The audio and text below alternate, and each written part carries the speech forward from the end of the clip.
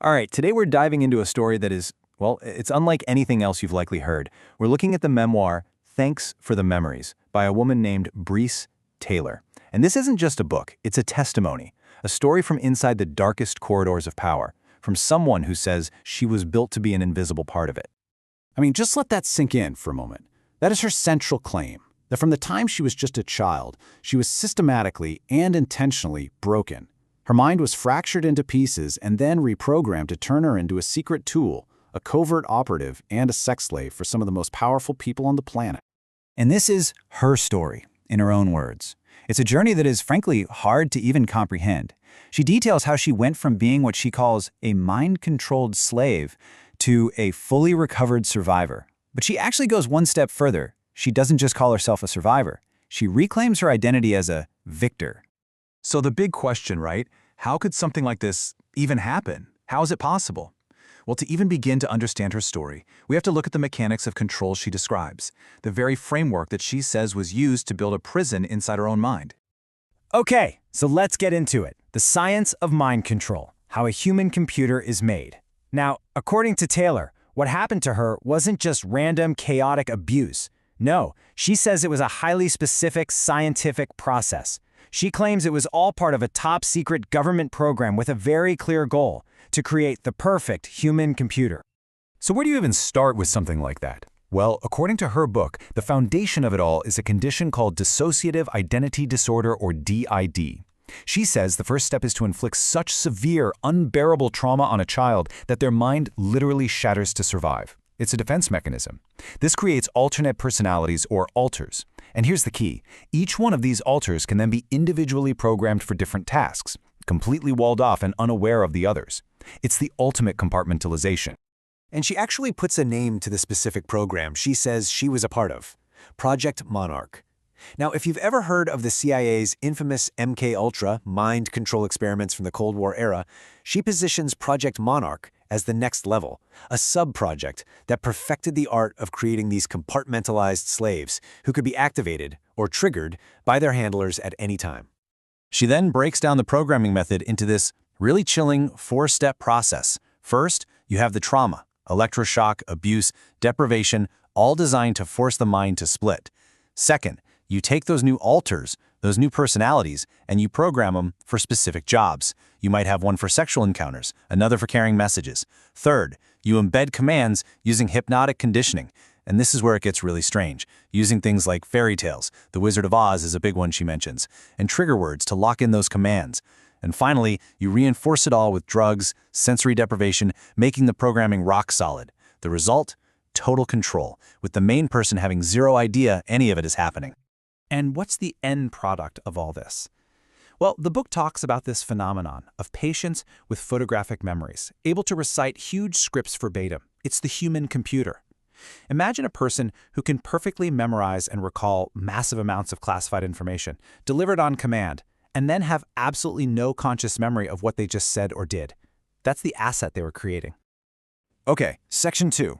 Handlers, presidents, and a mission. The who and what of her enslavement. So yeah, this leads to the next huge and frankly terrifying question. If this was real, who was running the show? And why? This is the part of her story where she starts naming some very, very famous names. In her book, she points the finger at two men as her primary handlers. On the one hand, you have Bob Hope, America's beloved entertainer, the guy who entertained the troops. In her account, he was her owner. He used her, she says, and gifted her to other powerful men. Then you have Henry Kissinger, the respected diplomat, Nobel Peace Prize winner. According to Taylor, he was her mastermind programmer, the one who used her as a mind file for top-secret communications. Think about this quote for a second. I was the latest in human technology. She says this is how she was talked about, how she was presented at these elite gatherings. She wasn't a human being in the room. She was a piece of tech, a creation to be shown off and sold. And in her testimony, the buyer was the man they called Bob Hope. And her supposed assignments, they took her straight to the top. I mean, look at this list. Her memoir details being used by a whole succession of U.S. presidents. We're talking from JFK all the way up to George H.W. Bush. And in every case, she says her role was twofold, to serve them sexually and to act as that untraceable human courier. She says Henry Kissinger called her his million-dollar machine, and that really gets to the heart of her function, doesn't it? Her value wasn't just in the abuse she was forced to endure, it was in her utility as a secret weapon, a walking, talking hard drive for information that was absolutely critical to a hidden agenda. So that brings us to the next part, the New World Order agenda, the why behind the abuse. Okay, so what was this hidden agenda? According to Brice Taylor, her exploitation, and the exploitation of others like her, wasn't just about the sick kicks of powerful men. It was all in service of a much bigger, much more sinister global plan, all run by a secret group. She gives this group a simple name, the Council.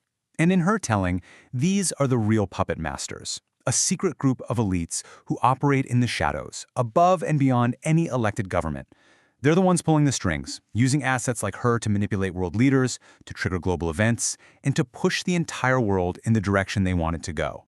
So, what direction is that? According to her book, the ultimate goal is a totalitarian New World Order. She lays out their vision as a series of problems and their horrifying solutions. So, the problem of war and chaos? Their solution is to control conflict, to start and stop wars for profit. Overpopulation? Their answer is genetic culling and population control. Crime and dissent? Easy, just create a mind-controlled robot class of workers who can't even think to resist. The endgame? A one-world government run by them, the self-appointed superior elite. And how do you sell an agenda like that, even to the people on the inside? Well, Taylor claims it was all framed as a necessary evil.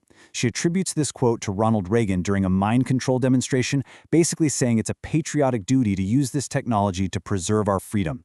It's this idea that to stay ahead of your enemies, to protect your version of freedom, you have to be willing to do the unthinkable, to use the most disturbing technology man has ever created.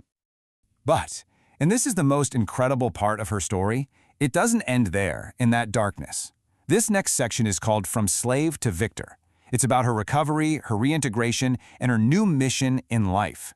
Because despite decades of this sophisticated programming and just unimaginable abuse, she talks about the long, hard road she took to reclaim her own mind. And believe me, her path to healing was not a straight line. It all started in 1987 with a horseback riding accident, of all things, that she says just broke the dam on all these repressed memories. That kicked off years of intense, daily therapy to start putting the pieces of her mind back together. At one point, she fled for her life, only to find the network's reach was longer than she thought. It was this agonizing, life-threatening process of integrating a whole lifetime of trauma to finally become whole again. And after all of that, she says she's not just a survivor, but that she's fully healed. And now she has a completely new mission. She sees her role now as a voice for the voiceless, a spokesperson for the countless others she believes are still trapped in this same nightmare, who can't speak for themselves. Her goal now is to shine a light so bright that it might help them find their own way to freedom. So in the end, her book isn't really a story of despair. It's a call to action. It's a direct challenge to every single person who hears her story. She's asking us to listen, to investigate, and to really think about the questions she leaves us with. It's not just a story to be heard. It's a testimony that asks, what are we going to do about it?